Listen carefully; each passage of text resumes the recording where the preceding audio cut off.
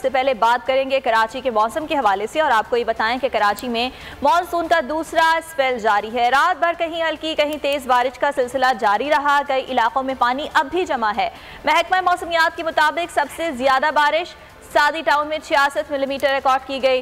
PF base Faisal पर 58 और university road पर 55 मिलीमीटर से ज्यादा बारिश हुई। शहर में आज भी वक्फे वक्फे से बारिश का सिलसिला जारी रहने का इम्कान है। बादलों की धुआंधार इनिंग्स गर्मी के सताए कराची वालों पर जमकर बरसे। कई रोज जारी जिसको नॉकआउट कर दिया। इस बार गुजर नाला ना उबला मगर शहर के छोटे बरसाती नाले उबल पड़े।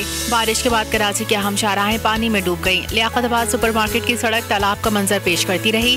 शहर में सबसे ज्यादा बारिश सादी टाउन में 66 मिलीमीटर रिकॉर्ड की गई। यूनिवर्सिटी रोड पर 55 मिलीमीटर, नॉर्थ कराची में 35.4, एयरपोर्ट पर 46, सुरजानी 38.8 मिलीमीटर बारिश रिकॉर्ड की गई। नाजमाबाद में 10.7 मिलीमीटर बारिश हुई। मौसम का हाल बताने वालों का कहना है कि शहर में आज भी वक्फे वक्फे से बारिश का सिलसिला जारी रहने का इम्कान है।